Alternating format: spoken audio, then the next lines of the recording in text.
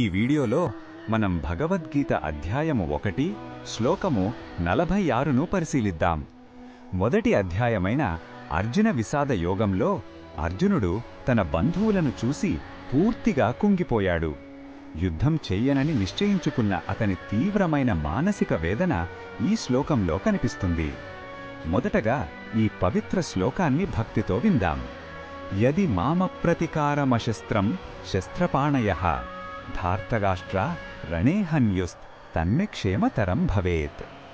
ఈ శ్లోకం అర్థం ఏమిటంటే, ఆయుధాలు ధరించిన కౌరవులు ఆయుధాలు లేకుండా ప్రతిఘటించని నన్ను ఈ యుద్ధంలో చంపినా సరే అది నాకు ఎక్కువ శ్రేయస్కరమని అర్జునుడంటున్నాడు.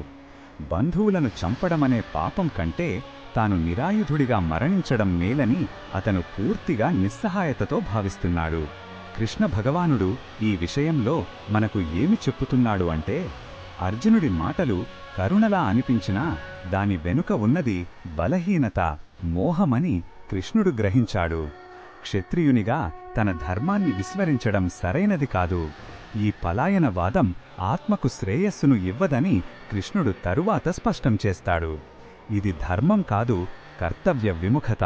ఈ బోధనను మన దైనందిన జీవితంలో ఎలా ఉపయోగించుకోవచ్చంటే, మన జీవితంలో కఠినమైన సమస్యలు వచ్చినప్పుడు వాటిని ఎదుర్కోవడం కంటే ఓటమిని అంగీకరించడం సులభంగా అనిపిస్తుంది. అర్జునుడిలాగే మనం నిరాశకు గురవుతాం. కానీ అలాంటి బలహీన క్షణాలలో భావోద్వేగాలకు లొంగకుండా మన నిజమైన కర్తవ్యం ఏమిటో గుర్తించి ధైర్యంగా నిలబడాలని ఇది మనకు నేర్పుతుంది. మరిన్ని భగవద్గీత శ్లోకాల అర్థాన్ని తెలుసుకోవాలంటే మా తదుపరి వీడియోలలో తప్పకుండా చూడండి.